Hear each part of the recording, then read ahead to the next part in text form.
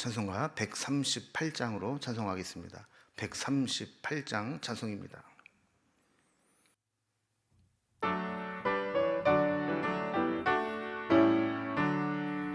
햇빛을 받는 곳마다 주 예수 다스리시고 이 세상 끝날 때까지 그 나라 왕성하리라. 주님을 찬양하면서 간절히 기도드리니 그 기도 향기 되어서 주 앞에 상달하도다. 온 세상 모든 사람들 그 사랑 찬송하도다. 어린이들도 기뻐서 구주를 찬송하도다. 주 예수 계신 곳마다 그 은혜 충만하도다. 고나고 지친 사람들 주님의 사랑 받도다.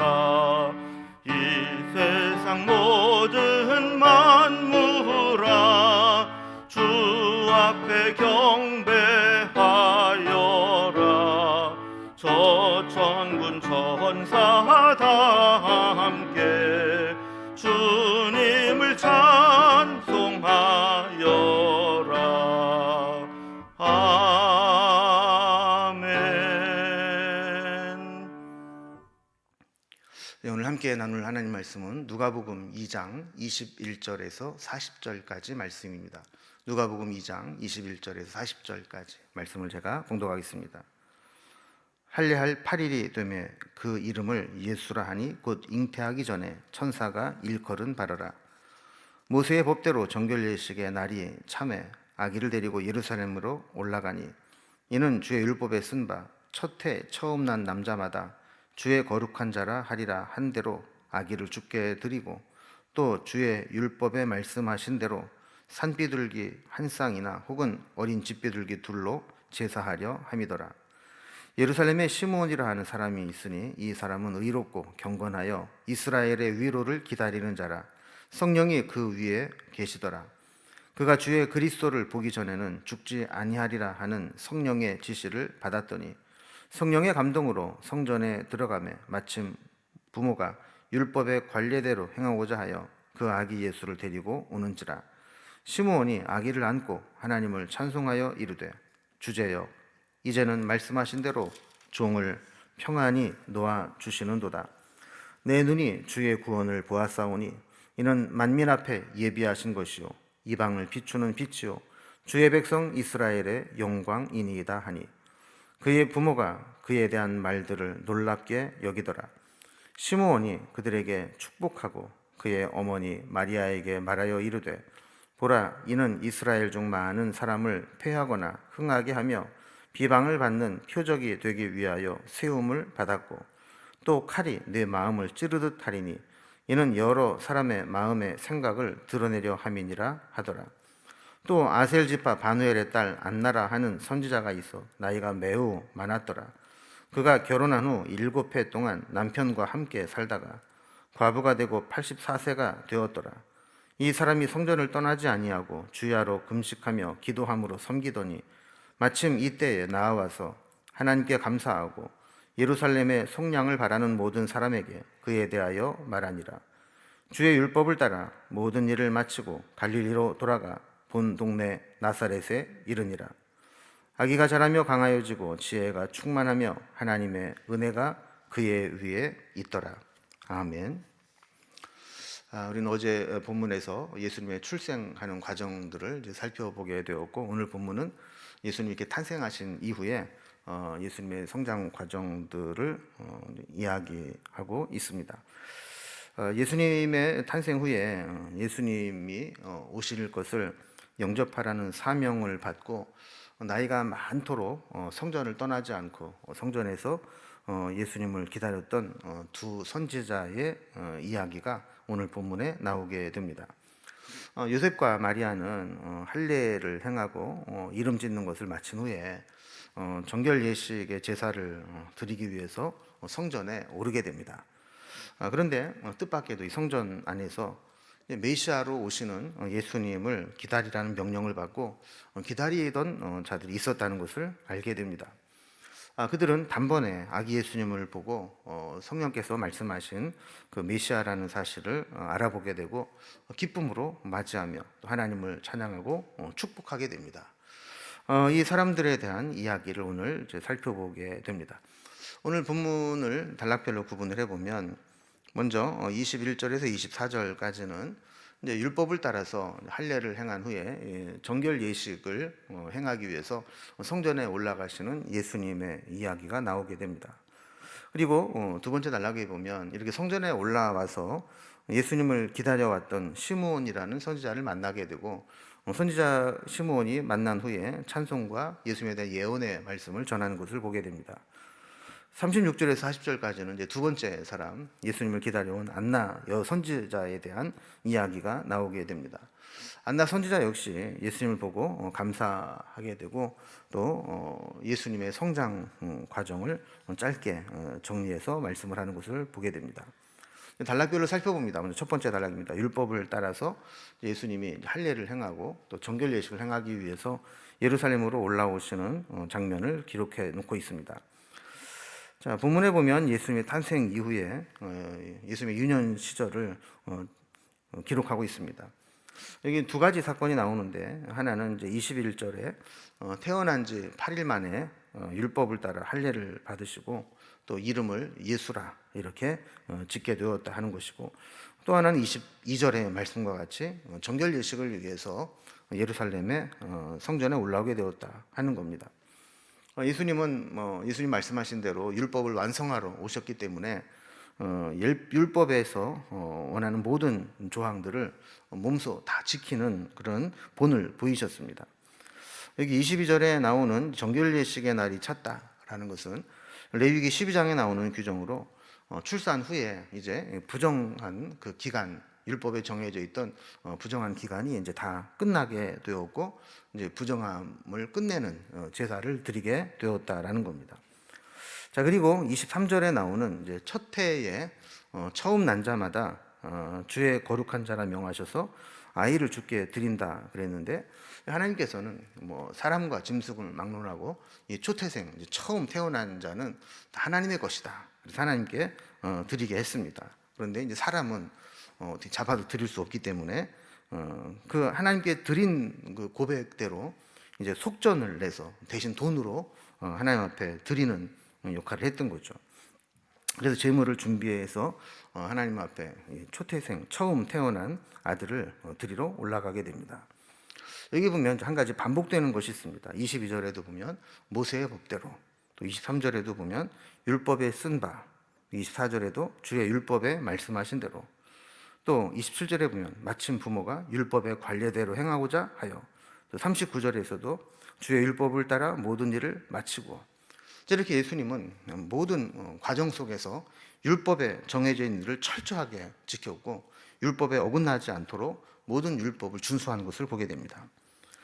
자, 우리도 마찬가지입니다. 율법은 무조건 구시대적인 것이고 복음이나 은혜에 반대되는 개념으로 우리가 지키지 않아도 될, 거부해야 될 대상으로 생각하기 쉽지만, 때로는 우리가 율법의 정신을 계승하고 율법에서 말하고 있는 바대로 하나님을 사랑하고 이웃을 사랑하는 율법의 정신을 행동으로 옮기고 실천하며 율법을 준수하는 삶도 살아야 될 때가 있다는 것을 우리가 알아야 됩니다.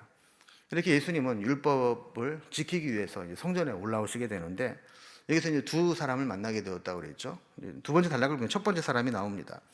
예수님을 기다려왔던 시므온이라고 하는 선지자를 만나게 되는데, 예수님을 보자마자 하나님께 찬송하게 되고 예수님에 대한 예언을 올려드리게 됩니다. 예수님이 이렇게 율법을 준수하기 위해 예루살렘 올라갔는데, 거기에서 25절에 보면 시므온이라는 사람을 만나게 되죠. 25절에서 27절 앞부분까지 보면 시므온에 대한 소개를 합니다. 예루살렘에 시므온이라는 사람이 있으니 이 사람은 의롭고 경건하여 이스라엘의 위로를 기다리는 자라. 성령이 그 위에 계시더라. 그가 주의 그리스도를 보기 전에는 죽지 아니라는 성령의 지시를 받았더니 성령의 감동으로 성전에 들어가매 그랬습니다. 저기 보면 이 시므온에 대해서 몇 가지로 설명하는 내용들이 있는데, 이 시므온이 어떤 사람인가를 한번 잠깐 정리를 해봅니다. 첫 번째는 이 시므온은 의롭고 경건한 자라 그랬습니다. 타락한 시대, 영적으로 어두운 시대에 의롭고 경건하게 사는 것이 결코 쉽지 않습니다. 그런데 시므온은 하나님 앞에 의롭고 경건한 자로 살아왔던 것이죠. 두 번째로 시므온은 이스라엘의 위로를 기다리는 자다 그랬습니다.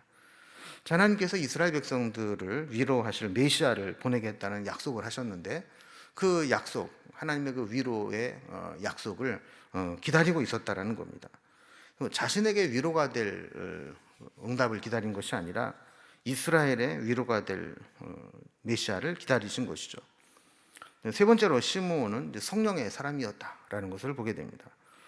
여기 보면 짧은 구절 속에 성령에 대한 이야기가 세 번이나 나옵니다. 25절에도 성령이 그 위에 계시더라. 또 26절에도 성령의 지시를 받았더니, 또 27절에도 성령의 감동으로 성전에 들어가네.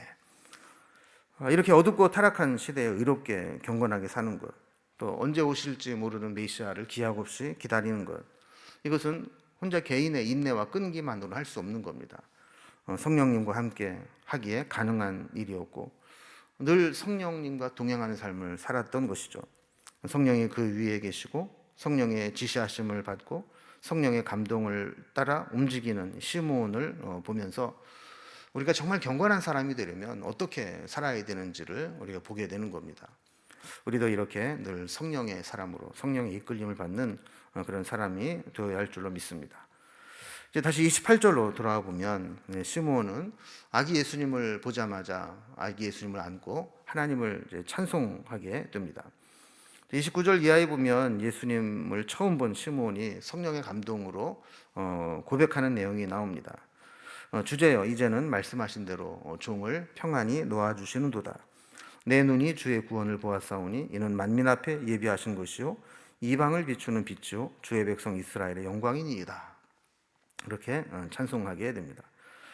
시므온은 이렇게 성령의 지시하심으로 메시아이신 예수님이 성전에 올라오실 때 그 예수님을 축복하고 하나님의 뜻을 전하라는 사명을 받고 기다렸던 겁니다. 그래서 이 사명을 감당하기까지는, 예수님 만나기까지는 나이가 많아서 죽고 싶어도 죽지 못하고 그것을 그냥 기다리고 있어야 되는 사명을 받은 거죠. 그런데 그 사명을 이제 감당하게 되었으니 이제 하나님께로 가도 된다라는 고백입니다. 사명으로부터 해방을 받고 사명으로부터 자유로워진 것이죠.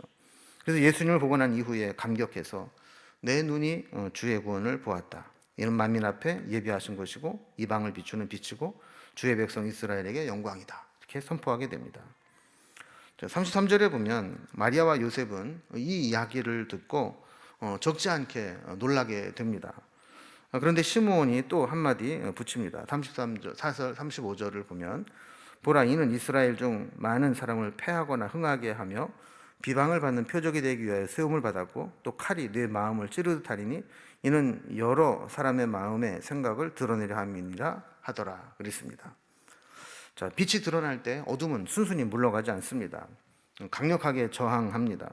그래서 비방을 받는 표정이 되기도 하고, 또 마리아는 칼이 마음을 찌르듯 하는 일을 겪기도 할 것이라고 예언을 합니다.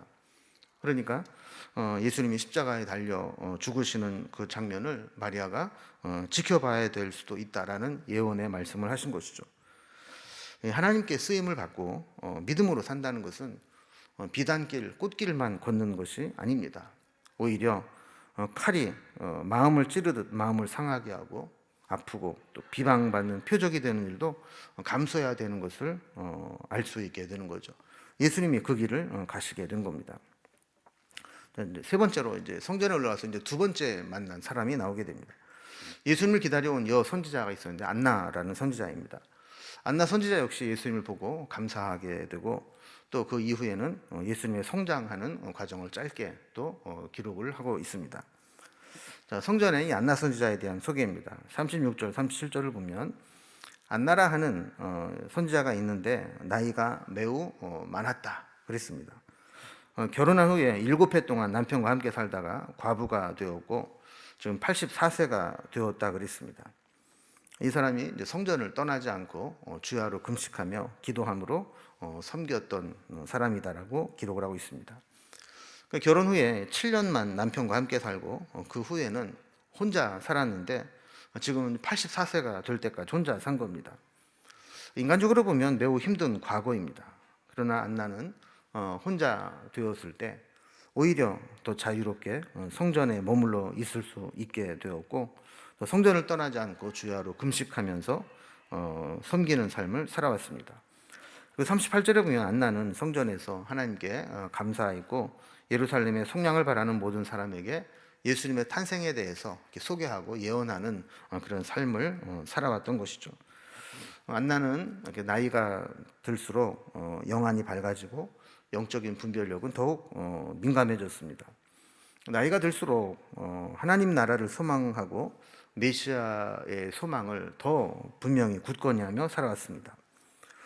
우리도 나이가 들어가면서 우리는 무엇을 기대하고 있는지, 또 영적으로 얼마나 더 민감해지고 있는지, 또 영적인 분별력과 총기가 흐려지진 않는지 한번 돌아볼 필요가 있습니다. 39절에 보면 정결 예식을 마치고 갈릴리로 돌아가서 고향 나사렛에 이르게 됩니다. 그리고 40절에 보면 예수님은 그곳에서 자라고 강하여지고 지혜가 충만하며 하나님의 은혜가 그 위에 있었다라고 기록을 하고 있습니다. 특별한 사건이 없어도 예수님은 늘 자라고 성장하고 강하여지고 그리고 하나님의 지혜와 은혜가 충만한 그런 과정으로 하나님의 사람으로 준비되고 있었다라는 것입니다. 자, 이렇게 오늘은 예수님의 출생 이후에 성전에 올라갔을 때 예수님은 율법을 다 이루셨고 또 시므온과 안나를 통해서 예언된 대로 예수님을 맞이하게 되는 장면을 살펴보게 되었습니다. 자, 우리도 주님을 기다리는 마음으로 주님을 주신 사명을 끝까지 감당하는 마음으로 우리에게 주어진 시간들을 살아갈 수 있기를 주님의 이름으로 기원합니다. 기도하겠습니다. 하나님 아버지, 예수님은 이 땅에 오셔서 율법을 완성하기 위해 오셨기에 율법에 기록된 대로 모든 것들을 다 행하셨고 또 시므온과 안나가 그 예수님을 기다리는 사명을 받아서 예수님 만날 때까지 기약 없이 성령 안에서 기다렸던 것들을 보게 됩니다. 우리도 주신 사명을 위해서 그렇게 믿음으로 잘 감당할 수 있도록 인도해 주시고 끝까지 주신 사명 감당하는 삶을 살아갈 수 있도록 인도해 주시옵소서. 또 예수님처럼 올바르게 성장하고 강하여지고 믿음으로 충만한 삶을 살아갈 수 있도록 우리의 삶을 지켜 주옵소서. 예수님의 이름으로 기도드리옵나이다. 아멘. 이제 각자의 기도 제목들로 자유롭게 기도하시겠습니다.